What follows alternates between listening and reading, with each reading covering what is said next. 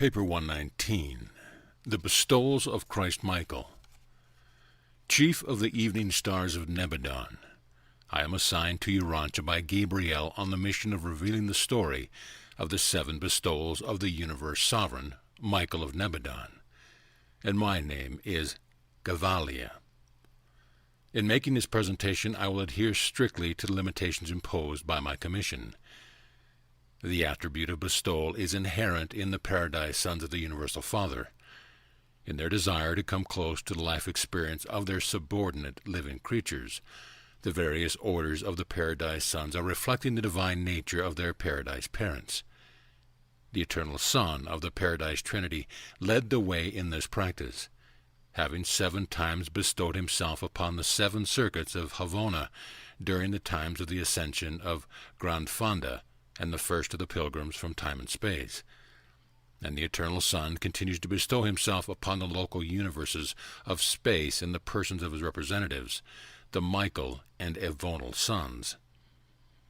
When the Eternal Son bestows a Creator Son upon a projected local universe, that Creator Son assumes full responsibility for the completion, control, and composure of that new universe, including the solemn oath to the Eternal Trinity not to assume full sovereignty of the new creation until his 7 creature bestowals shall have been successfully completed and certified by the Ancient of Days of the super-universe of jurisdiction.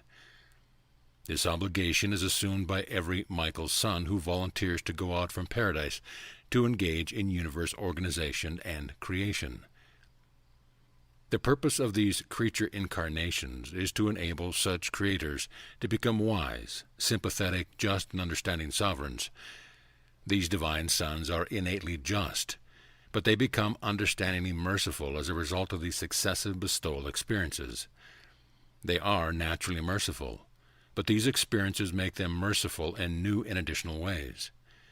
These bestowals are the last steps in their education and training for the sublime task of ruling the local universe in divine righteousness and by just judgment. Though numerous incidental benefits accrue to the various worlds, systems, and constellations, as well as to the different orders of universe intelligences affected and benefited by these bestowals, still they are primarily designed to complete the personal training and universe education of a Creator Son himself. These bestowals are not essential to the wise, just, and efficient management of a local universe, but they are absolutely necessary to a fair, merciful, and understanding administration of such a creation, teeming with its varied forms of life and its myriads of intelligent but imperfect creatures. The Michael sons begin their work of universe organization with a full and just sympathy for the various orders of being whom they have created. They have vast stores of mercy for all these differing creatures, even pity for those who err and flounder in the selfish mire of their own production. But such endowments of justice and righteousness will not suffice in the estimate of the Ancient of Days. These triune rulers of the super-universes will never certify a Creator Son as universe sovereign until he has really acquired the viewpoint of his own creatures by actual experience in the environment of their existence, and as these very creatures themselves. In this way, such sons become intelligent and understanding rulers. They come to know the various groups over which they rule and exercise universe authority. By living experience, they possess themselves of practical mercy, fair judgment, and the patience born of experiential creature existence. The local universe of Nebadon is now ruled by a Creator Son who has completed his service of bestowal. He reigns in just and merciful supremacy over all the vast realms of his evolving and perfecting universe. Michael of Nebadon is the 611th, 121st bestowal of the Eternal Son upon the universe of time and space, and he began the organization of your local universe about 400 billion years ago. Michael made ready for his first bestowal adventure about the time Urantia was taking on its present form, 1 billion years ago. His bestowals have occurred about 150 million years apart, the last taking place on Urantia 1900 years ago. I will now proceed to unfold the nature and character of these bestowals as fully as my commission permits. The first bestowal. It was a solemn occasion on Salvington almost 1 billion years ago, when the assembled directors and chiefs of the universe of Nebadon heard Michael announce that his elder brother, Emmanuel, would presently assume authority in Nebadon, while he, Michael, would be absent on an unexplained mission. No other announcement was made about this transaction except that the farewell broadcast to the Constellation Fathers, among other instructions, said, "And for this period I place you under the care and keeping of Emmanuel, while I go to do the bidding of my Paradise Father." After sending this farewell broadcast, Michael appeared on the dispatching field of Salvington, just as on many previous occasions when preparations for departure to Uversa or Paradise, except that he came alone. He concluded his statement of departure with these words, "I leave you but for a short season. Many of you, I know, would go with me, but whither I go you cannot come. That which I am about to do you cannot do. I go to do the will of the Paradise deities, and when I have finished my mission and have acquired this experience, I will return to my place among you." And having thus spoken, Michael of Nebadon vanished from the sight of all those assembled, and did not reappear for 20 years of standard time. In all Salvington, only the divine minister and Emmanuel knew what was taking place, and the Union of Days shared his secret only with the chief executive of the universe, Gabriel, the bright and morning star.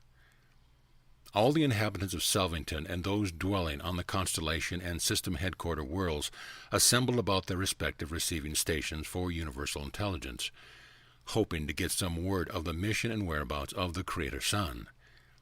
Not until the third day after Michael's departure was any message of possible significance received.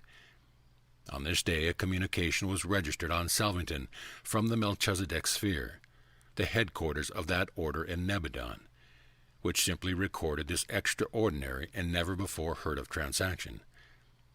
At noon today there appeared on the receiving field of this world a strange Melchizedek son, not of our number but wholly like our order. He was accompanied by a solitary Omniphin who bore credentials from Uversa and presented orders addressed to our chief, derived from the Ancient of Days and concurred in by Emmanuel of Salvington, directing that this new Melchizedek son be received into our order and assigned to the emergency service of the Melchizedeks of Nebadon. And it has been so ordered. It has been done. And so this is about all that appears on the records of Salvington regarding the first Michael bestowal. Nothing more appears until after 100 years of Urantia time, when there was recorded the fact of Michael's return, and unannounced resumption of the Director of Universe Affairs. But a strange record is to be found on the Melchizedek world, a recital of the service of this unique Melchizedek son of the emergency corps of that age. This record is preserved in a simple temple which now occupies the foreground of the home of the Father Melchizedek, and it comprises the narration of the service of this transitory Melchizedek son in connection with his assignment to 24 missions of universe emergency. And this record, which I have also recently reviewed, ends thus: "And at noon on this day, without previous announcement and witnessed by only 3 of our brotherhood, this visiting son of our order disappeared from our world as he came, accompanied only by a solitary Omniphin." And this record is now closed with the certification that this visitor lived as a Melchizedek. In the likeness of a Melchizedek he worked as a Melchizedek, and he faithfully performed all of his assignments as an emergency son of our order. By universal consent he has become chief of Melchizedeks, having earned our love and adoration by his matchless wisdom, supreme love, and superb devotion to duty. He loved us, understood us, and served with us, and forever we are his loyal and devoted fellow Melchizedeks. For this stranger of our world has now eternally become a universe minister of Melchizedek nature. And that is all I am permitted to tell you of the first bestowal of Michael. We, of course, fully understand that this strange Melchizedek, who was so mysteriously served with the Melchizedeks 1 billion years ago, was none other than the incarnated Michael on the mission of his first bestowal. The records do not specifically state that this unique and efficient Melchizedek was Michael, but it is universally believed that he was. probably the actual statement of the fact cannot be found outside the records of Sonarrington, and the records of the secret world are not open to us. Only on this sacred world of the divine sons are the mysteries of incarnation and bestowal fully known. We all know of the facts of Michael's bestowals, but we do not understand how they are effected. We do not know how the ruler of a universe, the creator of the Melchizedeks, can so suddenly and mysteriously become one of their number and, as one of them, live among them and work as a Melchizedek son for 100 years. But it is so happened. The second bestowal. For almost 150 million years after the Melchizedek bestowal of Michael, all went well in the universe of Nebadon, when trouble began to brew in System 11 of Constellation 37. This trouble involved a misunderstanding by a Lanonadek son, a system sovereign, who had been adjudicated by the Constellation Fathers and approved by the Faithful of Days, the Paradise Counselor to that constellation. But the protesting system sovereign was not fully reconciled to the verdict. After more than 100 years of dissatisfaction, he led his associates in one of the most widespread and disastrous rebellions against the sovereignty of the Creator Son ever instigated in the universe of Nebadon, a rebellion long since adjudicated and ended by the action of the Ancient of Days on Uversa. This rebel system sovereign, Lutentia, reigned supreme on his headquarter planet for more than 20 years of standard Nebadon time, whereupon the Most Highs, with approval from Uversa, ordered his segregation and requisitioned the Salvation rulers for the designation of a new system sovereign to assume direction of that strife-torn and confused system of inhabited worlds. Simultaneously with the reception of this request on Salvington, Michael initiated the second of those extraordinary proclamations of intention to be absent from the universe headquarters for the purpose of doing the bidding of my Paradise Father, promising to return in due season, and concentrating all authority in the hands of his Paradise brother, Emmanuel, the Union of Days. And then, by the same technique observed at the time of his departure in connection with the Melchizedek bestowal, Michael again took leave of his headquarters sphere. 3 days after this unexplained leave-taking there appeared among the reserve corps of the primary Lanonadek sons of Nebadon a new and unknown member. This new son appeared at noon, unannounced and accompanied by a lone Teraphin, who bore credentials from the Uversa Ancient of Days, certified by Emmanuel of Salvington, directing that this new son be assigned to System 11 of Constellation 37, as a successor of the deposed Lutentia, and with full authority as acting system sovereign, pending the appointment of a new sovereign. For more than 17 years of universe time, this strangely and unknown temporary ruler administered the affairs and wisely adjudicated the difficulties of this confused and demoralized local system. No system sovereign was ever more ardently loved or more widespreadly honored and respected. In justice and mercy, this new ruler set the turbulent system in order, while he painstakingly ministered to all his subjects, even offering his rebellious predecessors the privilege of sharing the system throne of authority if he would only apologize to Emmanuel for his indiscretions. But Lutentia spurned these overtures of mercy, knowing full well that this new and strange system sovereign was none other than Michael, the very universe ruler whom he had so recently defied. But millions of his misguided and deluded followers accepted the forgiveness of this new ruler, known in that age as the Savior Sovereign of the system of Polonia. And then came that eventful day on which there arrived the newly appointed system sovereign, designated by the universe authorities as the permanent successor of the deposed Lutentia, and all Polonia mourned the departure of the most noble and the most benign system ruler that Nebadon had ever known. He was beloved by all the system and adored by his fellows of all groups of the Lanonadek sons.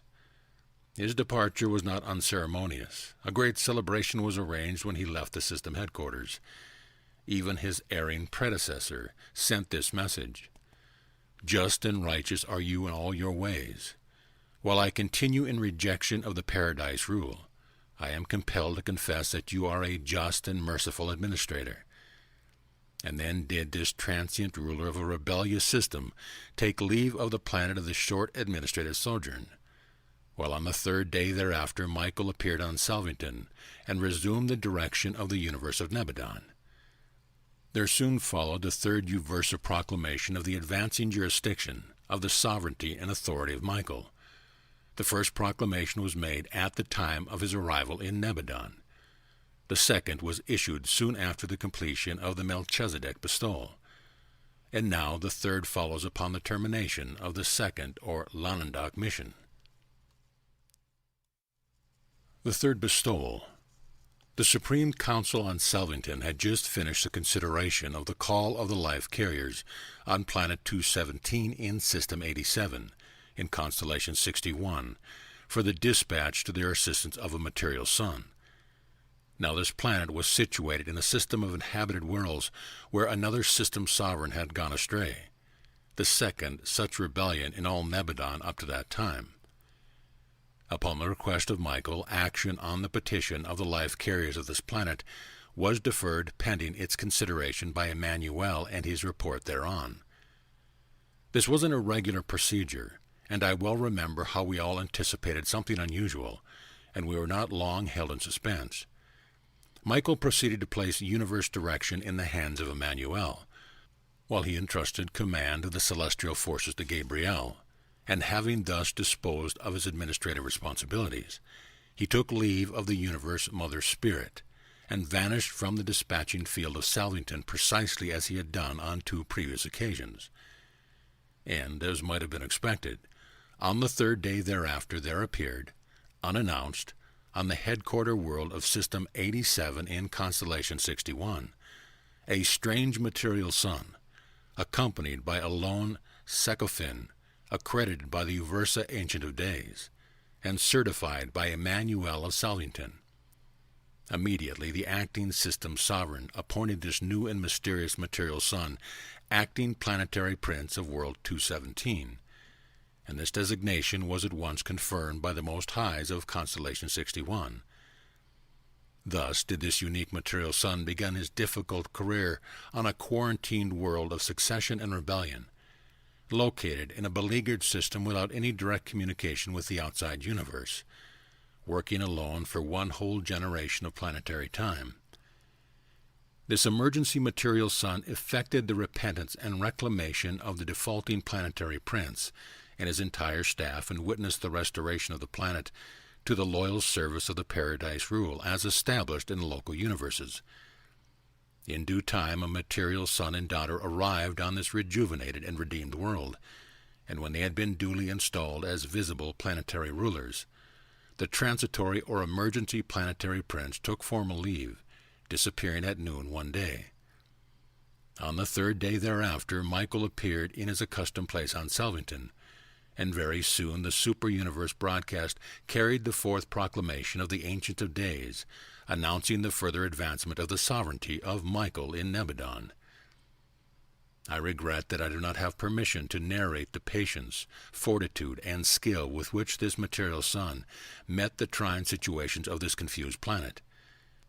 The reclamation of this isolated world is one of the most beautifully touching chapters in the annals of salvation throughout Nebadon. By the end of this mission it had become evident to all Nebadon as to why their beloved ruler chose to engage in these repeated bestowals in the likeness of some subordinate order of intelligent being. The bestowals of Michael as a Melchizedek son, then as a Lanandek son, and next as the material sun are all equally mysterious and beyond explanation. In each instant he appeared suddenly and as a fully developed individual of the bestowal group. The mystery of such incarnation will never be known except to those who have access to the inner circle of the records on the sacred sphere of Sonarington. Never, since his marvelous bestowal as the planetary prince of a world in isolation and rebellion, have any of the material sons or daughters in Nebadon been tempted to complain of their assignments or to find fault with the difficulties of their planetary missions. For all time the material sons know that in the Creator Son of the universe they have an understanding sovereign and a sympathetic friend, one who has in all points been tried and tested, even as they must also be tried and tested. Each of these missions was followed by an age of increasing service and loyalty among all celestial intelligences of universe origin, while each succeeding bestowal age was characterized by advancement and improvement in all methods of universe administration and in all techniques of government. Since its bestowal, no material son or daughter has ever knowingly joined in rebellion against Michael. They love and honor him too devotedly ever consciously to reject him. Only through deception and sophistry have the atoms of recent times been led astray by higher types of rebel personalities. The fourth bestowal. It was at the end of one of the periodic millennial roll calls of Uversa that Michael proceeded to place the government of Nebadon in the hands of Emmanuel and Gabriel. And of course, recalling what had happened in times past following such action, we all prepared to witness Michael's disappearance on his fourth mission of bestowal, and we were not long kept waiting, for he shortly went out upon the Salvington dispatching field and was lost to our view. On the third day after this bestowal disappearance, we observed, in the universe broadcast to Uversa, this significant news item from the Seraphic headquarters of Nebadon, reporting the unannounced arrival of an unknown seraphim, accompanied by a solitary Supernaphim and Gabriel of Salvington. This unregistered seraphim qualifies as one of the Nebadon order and bears credentials from the Uversa Ancient of Days, certified by Emmanuel of Salvington. This seraphim tests out as belonging to the supreme order of the angels of a local universe, and has already been assigned to the corps of the teaching counselors. Michael was absent from Salvington during this, the seraphic bestowal, for a period of over 40 standard universe years. During this time he was attached as a seraphic teaching counselor, what you might denominate a private secretary, to 26 different master teachers, functioning on 22 different worlds. His last or terminal assignment was as a counselor and helper attached to a bestowal mission of a Trinity teacher son on World 462 in System 84 of Constellation 3 in the universe of Nebadon. Never throughout the 7 years of this assignment was this Trinity teacher's son wholly persuaded as to identify of his seraphic associate. True, all seraphim during that age were regarded with peculiar interest and scrutiny. Full well we all knew that our beloved sovereign was abroad in the universe, disguised as a seraphim, but never could we be certain of his identity. Never was he positively identified until the time of his attachment to the bestowal mission of this Trinity teacher's son. But always throughout this era were the supreme seraphim regarded with a special solicitude, lest any of us should find that we had unaware been host to the sovereign of the universe on a mission of creature bestowal. And so it was become forever true concerning angels, that their creator and ruler has been, in all points, tried and tested in the likeness of seraphic personality. As those successive bestowals partook increasingly of the nature of the lower forms of universe life, Gabriel became more and more an associate of these incarnation adventures, functioning as the universe liaison between the bestowed Michael and the acting universe ruler Emmanuel. Now has Michael passed through the bestowal experience of 3 orders of his created universe sons, the Melchizedeks, the Lenonideks, and the material sons. Now he condescends to personalize in the likeness of angelic life as a supreme seraphim, before turning his attention to the various phases of the ascending careers of his lowest form of will creatures, the evolutionary mortals of time and space. The fifth bestowal. A little over 300 million years ago, as time is reckoned on Urantia, we witnessed another of these transfers of universe authority to Emmanuel, and observed the preparations of Michael for departure. This occasion was different from the previous ones in that he announced that his destination was Uversa, headquarters of the super-universe of Oronton. In due time our sovereign departed, but the broadcast of the super-universe never made mention of Michael's arrival at the courts of the Ancient of Days. Shortly after his departure from Salvington, there did appear in Uversa broadcast this significant statement: "There arrived today an unannounced and unnumbered ascendant pilgrim of mortal origins from the universe of Nebadon. certified by Emmanuel of Salvington and accompanied by Gabriel of Nebadon. This unidentified being presents the status of a true spirit and has been received into our fellowship. If you should visit Uversa today, you would hear the recounting of the days when Eventod sojourned there, this particular and unknown pilgrim of time and space being known on Uversa by that name, and this ascending mortal, at least a superb personality in the exact likeness of the spirit stage of the ascending mortals, lived and functioned on Uversa for a period of 11 years of Orvantan Standard Time. This being received the assignments and performed the duties of a spirited mortal in common with his fellows from the various local universe of Orvantan.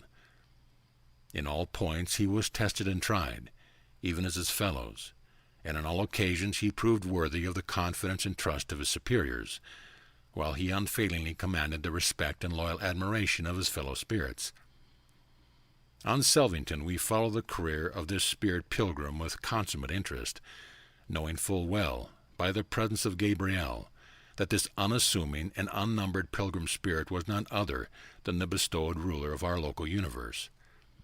This first appearance of Michael incarnated in the role of one stage of mortal evolution was an event which thrilled and enthralled all Nebadon.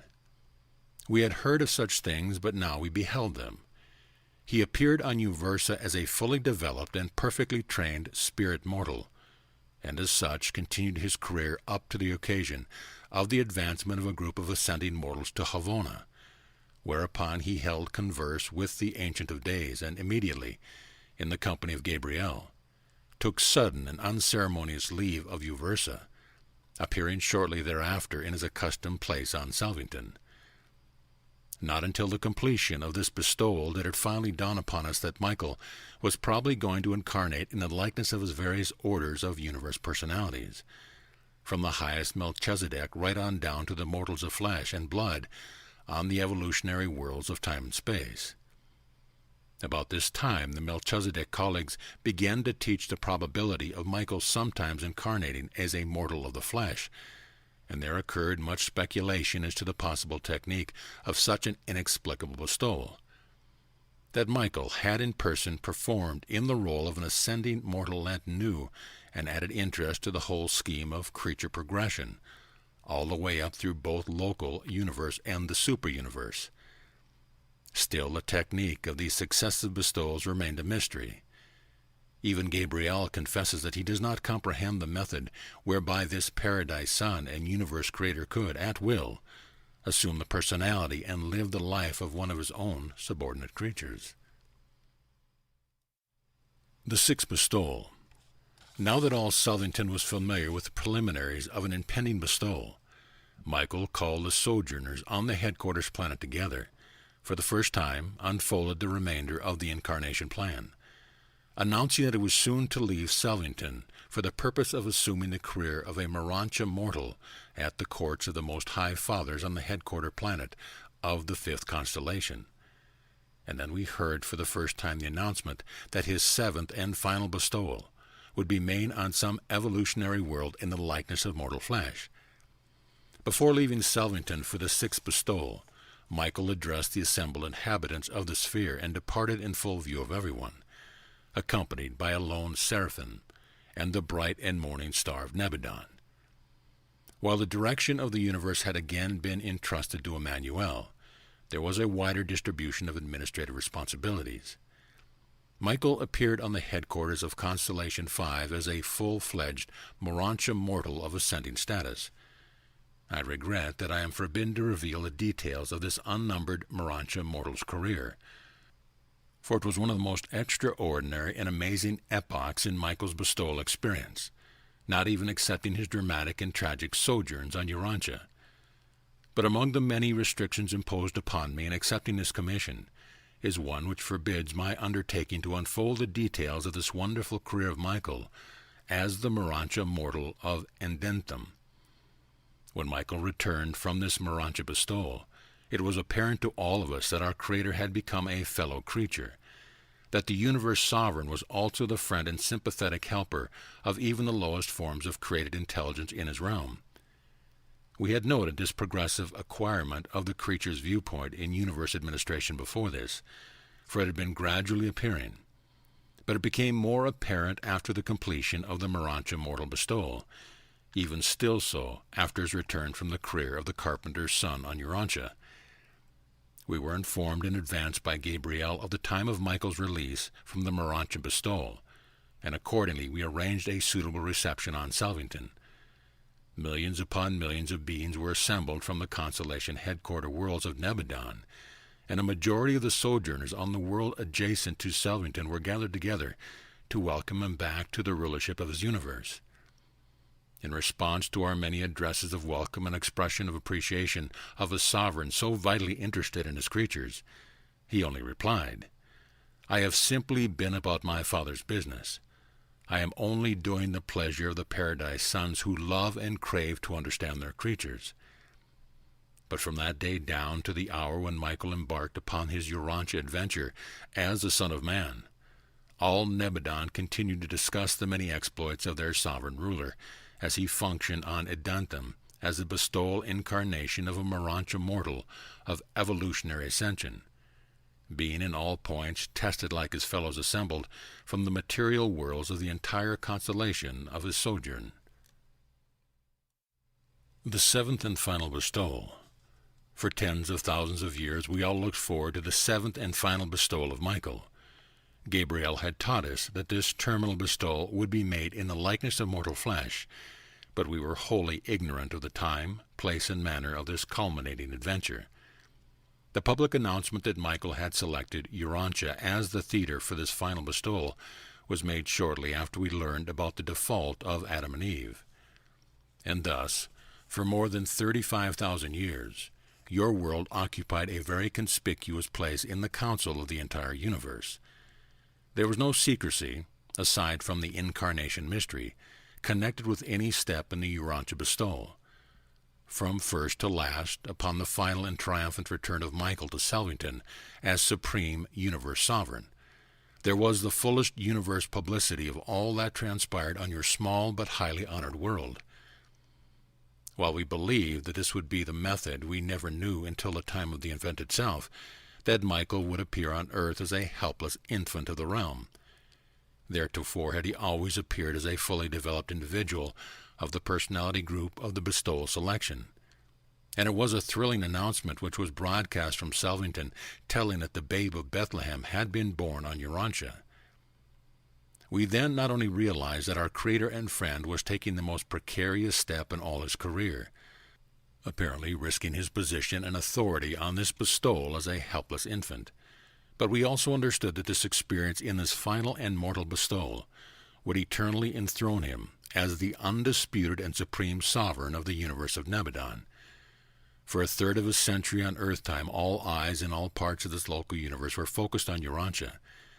All intelligence realized that the last bestowal was in progress, and as we had long known of Lucifer rebellion in Satania, and on the Kalagastia disaffection on Urantia, we well understood the intensity of the struggle which would ensure when our ruler condescended to incarnate on Urantia in the humble form and likeness of mortal flesh. Joshua ben Joseph, the Jewish baby, was conceived and was born into the world just as all other babies before and since, except that this particular baby was the incarnation of Michael of Nebadon, a divine son of paradise, and the creator of all this local universe of things and beings. And this mystery of the incarnation of deity within the human form of Jesus, otherwise of natural origin on the world, will forever remain unsolved. Even in eternity, you will never know the techniques and methods of the incarnation of the Creator in the form and likeness of his creatures. That is the secret of Sonarington, and such mysteries are the exclusive possession of those divine sons who have passed through the bestowal experience. Certain wise men on earth knew of Michael's impending arrival. Through the contacts of one world with another, these wise men of spiritual insight learned of the forthcoming bestowal of Michael on Urantia. And the seraphim did, through the midway creatures, make announcement to a group of Chaldean priests whose leader was Ardanon. These men of God visited the newborn child in the manger. The only supernatural event associated with the birth of Jesus was this announcement to Ardenon and his associates by the seraphim of former attachment to Adam and Eve in the first garden. Jesus' human parents were average people of their day and generation, and this incarnated Son of God was thus born of woman and was reared in the ordinary manner of the children of that race and age. The story of Michael's sojourn on Urantia, the narrative of the mortal bestowal of the Creator's Son on your world, is a matter beyond the scope and purpose of this narrative. Michael's post-bestowal status. After Michael's final and successful bestowal on Urantia, he was not only accepted by the Ancient of Days as sovereign ruler of Nebadon, but he was also recognized by the Universal Father as the established director of the local universe of his own creation. Upon his return to Salvington, this Michael, the Son of Man and the Son of God, was proclaimed the settled ruler of Nebadon.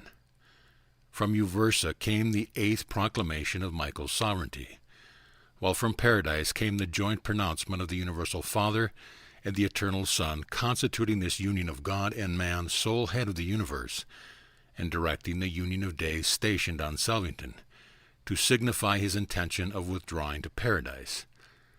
The faithful of Days on the constellation headquarters were also instructed to retire from the councils of the Most High. But Michael would not consent to the withdrawal of the Trinity Sons of counsel and cooperation. He assembled them on Salvington and personally requested them forever to remain on duty in Nebadon.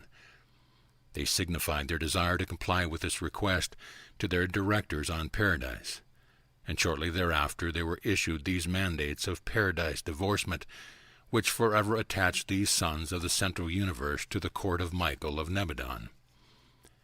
It required almost 1 billion years of Urantia time to complete the bestowal career of Michael, and to effect the final establishment of his supreme authority in the universe of his own creation. Michael was born a creator, educated an administrator, trained an executive, but he was required to earn his sovereignty by experience. And thus has your little world become known throughout all Nebadon as the arena wherein Michael completed the experience which is required of every Paradise Creator Son before he is given unlimited control and direction of the universe of his own making. As you ascend the local universe, you will learn more about the ideals of the personalities concerned in Michael's previous bestowals. In completing his creature bestowals, Michael was not only establishing his own sovereignty, but also was augmenting the evolving sovereignty of God the Supreme. In the course of these bestowals, the Creator Son not only engaged in a descending exploration of the various natures of creature personality, but he also achieved the revelation of the variously diversified wills of the Paradise deities, whose synthetic unity, as revealed by the Supreme Creators, is revelatory of the will of the Supreme Being. These various will aspects of the deities are eternally personalized in the differing natures of the 7 master spirits, and each of Michael's bestowals was peculiarly revelatory of one of these divinity manifestations. On his Melchizedek bestowal he manifested the united will of the Father, Son, and Spirit, and on his Lenonadek bestowal the will of the Father and the Son. On the Adamic bestowal he revealed the will of the Father and the Spirit. On the Seraphic bestowal the will of the Son and the Spirit. On the Uversa mortal bestowal he portrayed the will of the conjoint actor. On the Urantia mortal bestowal the will of the Eternal Son. And on the Urantia material bestowal he lived the will of the Universal Father, even as a mortal of flesh and blood. The completion of these 7 bestowals resulted in the liberation of Michael's supreme sovereignty, and also in the creation of the possibility for the sovereignty of the Supreme in Nebadon. On none of Michael's bestowal did he reveal God the Supreme, but the sum total of all 7 bestowals is a new Nebadon revelation of the Supreme Being. In the experience of descending from God to man, Michael was concomitantly experiencing the ascent from partiality, of manifestability to supremacy of finite action and finality, of the liberation of his potential for absonite function. Michael, a creator son, is a time-space creator, but Michael, a sevenfold master son, is a member of one of the divine core constituting the Trinity ultimate. In passing through the experience of revealing the seven master spirit wills of the Trinity, the Creator Son has passed through the experience of revealing the will of the Supreme. In functioning as a revelator of the will of supremacy, Michael, together with all other master sons, has identified himself eternally with the Supreme. In this universe age, he reveals the Supreme and participates in the actualization of the sovereignty of supremacy. But in the next universe age, we believe he will be collaborating with the Supreme Being in the first experiential Trinity for and in the universe of outer space. Urantia is the sentimental shrine of all Nebadon, the chief of 10 million inhabited worlds, the mortal home of Christ Michael, sovereign of all Nebadon, a Melchizedek minister to the realms, a system savior, an Adamic redeemer, a seraphic fellow, an associate of ascending spirits, a Morantia progressor, a son of man in the likeness of mortal flesh, and the planetary prince of Urantia. And your record tells the truth when it says that this same Jesus has promised some time to return to the world of his terminal bestowal, the world of the cross. This paper, depicting the 7 bestowals of Christ Michael, is the 63rd of a series of presentations, sponsored by numerous personalities, narrating the history of Urantia down to the time of Michael's appearance on Earth in the likeness of mortal flesh. These papers were authorized by a Nebadon commission of 12 acting under the direction of Mantusha Melchizedek. We indicted these narratives and put them in English language by a technique authorized by our superiors in the year A.D. 1935 of Urantia time. End of paper 119.